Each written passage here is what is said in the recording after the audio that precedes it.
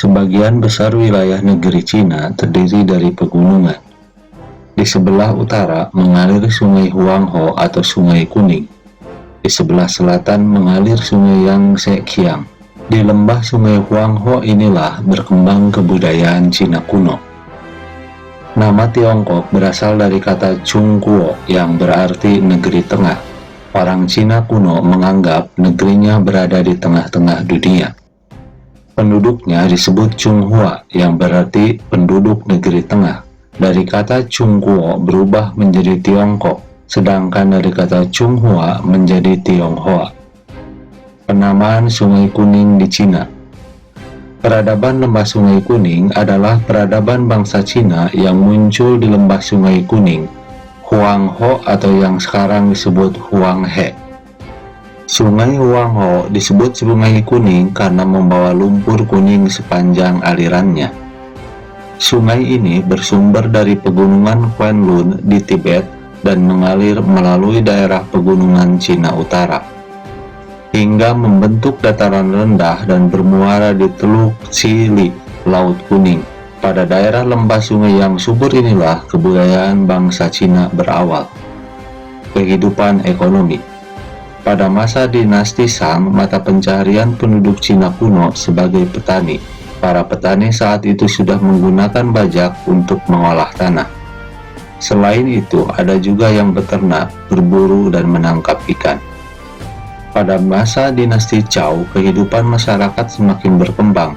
Ada yang menjadi pedagang, penenun, pengrajin, penebang kayu, dan buruh.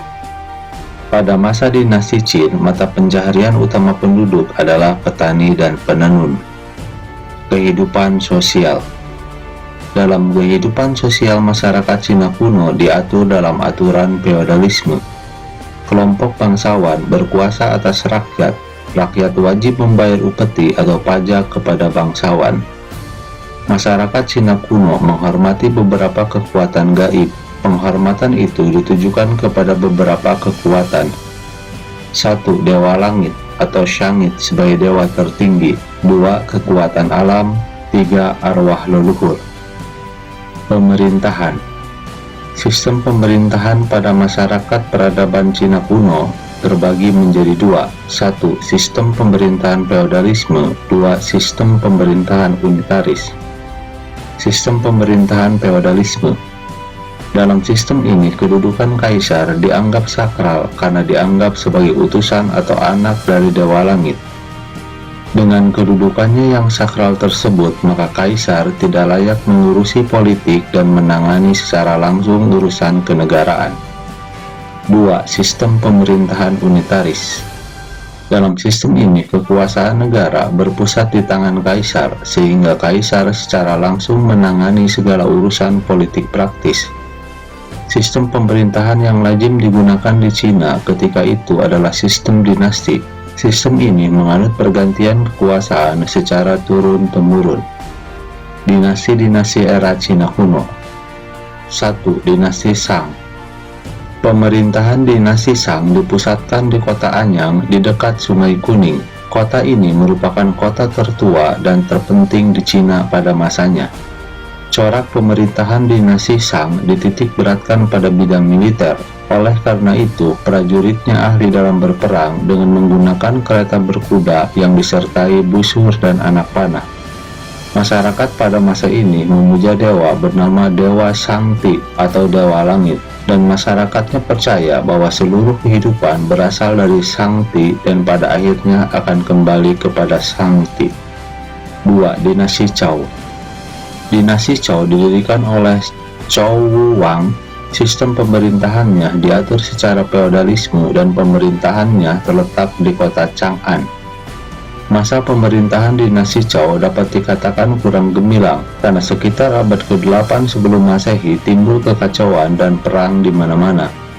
Dalam suasana kacau dan perang inilah lahir ahli pikir terkenal yaitu Lao Tzu dengan ajaran Taoisme dan Kangfusi dengan ajarannya yang disebut Konfusianisme.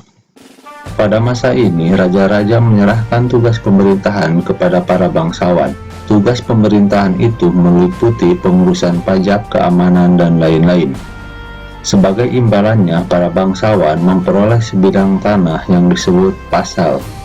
Sistem pasal akhirnya merugikan pemerintah karena sering terjadi kekacauan antara bangsawan maupun pemberontakan. Kemudian dinasti Zhou melemah dan sebagai gantinya adalah berkuasa dinasti Qin. 3. Dinasti Qin. Pada masa inilah untuk pertama kalinya Cina menjadi negara kekuasaan yang terpusat pada kaisar. Sistem feodalisme dihapus beserta dengan sistem pasal. Sebagai gantinya dibentuk provinsi-provinsi yang dipimpin oleh gubernur dan bertanggung jawab langsung pada kaisar. Raja yang terkenal pada dinasti ini adalah Kaisar Xin Huangdi atau yang dikenal sebagai Kaisar Kuning. Dia sangat memperhatikan kemakmuran rakyat. Dalam bidang perdagangan, raja membuat ukuran timbangan yang seragam. Dia merintis hubungan dagang dengan India. Untuk menahan serangan musuh yang sering masuk ke Cina, salah satunya bangsa Xiongnu, maka Xin Huangdi memerintahkan pembangunan tembok besar atau The Great Wall. Tembok besar ini dikerjakan selama kira-kira 18 abad yang selesai pembangunannya pada masa pemerintahan dinasti Ming. 4. Dinasti Han. Raja yang terkenal pada masa dinasti Han adalah Han Huti.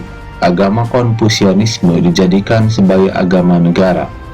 Perdagangan dengan negara-negara lain ditingkatkan.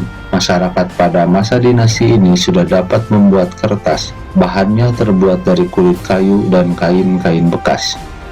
5. Dinasti Tang. Dinasti Tang didirikan oleh Li Shihmin yang terkenal dengan nama Kaisar Tang Taisung. Ia memperluas wilayah kekuasaannya seperti ke selatan menguasai Tonkin, Annam dan Kamboja, ke sebelah barat menguasai Persia dan Laut Kaspia. Di bawah kekuasaan Sang Taisung, dinasti Tang mencapai masa kejayaannya.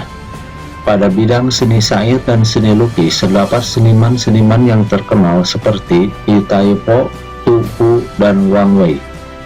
Tindakan-tindakan Kaisar Tang Taisung yang menarik perhatian rakyatnya adalah sebagai berikut. Dikeluarkannya undang-undang yang mengatur pembagian tanah, membuat peraturan-peraturan pajak, dan membagi kerajaan Cina menjadi 10 provinsi. 6. Dinasti Sung. Raja-raja dinasti Sung sangat memperhatikan bidang seni dan ilmu pengetahuan. Kerajinan porselen juga berkembang dengan baik. Tiongkok diserang bangsa Mongol di bawah pimpinan Genghis Khan. Bangsa Mongol berhasil menduduki Tiongkok. Pada abad 14, bangsa Mongol berhasil dikalahkan Tiongkok. Setelah itu, Tiongkok diserang oleh bangsa Manchuria. Yang berikutnya seni sastra dan filsafat. Seni sastra Cina kuno bersumber pada ajaran-ajaran filsafat. Pada masa dinasti Zhou muncul filsuf-filsuf besar seperti Lao Tzu, Kongfusi, dan Mengzi. Pengaruh ajaran tersebut menjadikan keadaan pemerintahan yang semula kacau menjadi lebih baik. Lao Tzu. Lao Tzu mengajarkan agar manusia mengikuti jalan yang ditentukan oleh alam dan menolak kehidupan duniawi. Menurut ajaran ini, terdapat kekuatan gaib yang mengatur alam semesta. Kekuatan gaib tersebut dinamakan Tao. Keadilan dan ketentraman akan tercapai bila setiap orang tunduk pada Tao. Oleh karena itu, ajaran Lao Tzu terkenal dengan nama Taoisme. Tao artinya jalan. Ajaran Lao Tzu dimuat dalam buku yang berjudul Tao Te Ching. Kongfusi. Kongfusi mengajarkan agar orang-orang Cina kembali pada kehidupan lama, sebagaimana tradisi atau kebiasaan para leluhur. Selain itu, Kongfusi mengajarkan orang harus mengutamakan akhlak yang baik. Ajaran ini dinamakan Konfusianisme Kongfusi atau disebut Konfusius. Mengzi. Mengzi mengajarkan ajaran yang menyangkut soal pemerintahan. Ia berpendapat bahwa setiap manusia mempunyai pembawaan yang baik. Bila seseorang berbuat jahat, hal itu akibat tidak puas atas pemerintahan yang buruk. Menurut dia, rakyat mempunyai hak untuk memberontak jika kaisar yang berkuasa tidak memperhatikan kesejahteraan rakyat. Ilmu pengetahuan dan teknologi. Masyarakat Tiongkok kuno memiliki banyak ahli astronomi atau ilmu perbintangan yang dapat membantu masyarakat dalam pembuatan sistem penanggalan. Berkembangnya ilmu astronomi merupakan dasar dari berbagai aktivitas kehidupan bangsa Cina karena sistem pertanian, pelayaran, dan usaha lainnya memerlukan informasi tentang pergantian dan perputaran musim. Seni bangunan Cina kuno. Tembok besar Cina atau The Great Wall of China. Bangunan tersebut dibangun pada masa pemerintahan dinasti Qin dan selesai pada masa pemerintahan dinasti Ming. Tembok besar Cina mempunyai ukuran panjang sekitar 7.000 km, lebar 8 meter, dan tinggi 16 meter. Fungsinya adalah untuk menahan serangan musuh dari utara, terutama suku bangsa Xiongnu dan Tartar. Kuil Dewa Langit. Kuil adalah bangunan suci untuk tempat pemujaan para dewa. Salah satu kuil yang terkenal adalah kuil pemujaan terhadap Dewa Langit yang dibangun di kota Beijing. Bangunan ini terbuat dari batu pualam yang indah. Istana Kaisar. Bangunan megah yang dibangun di Cina selain kuil adalah Istana Kaisar. Hal itu dikarenakan pandangan bahwa Kaisar adalah penjelmaan para dewa yang memerintah di Cina. Demikian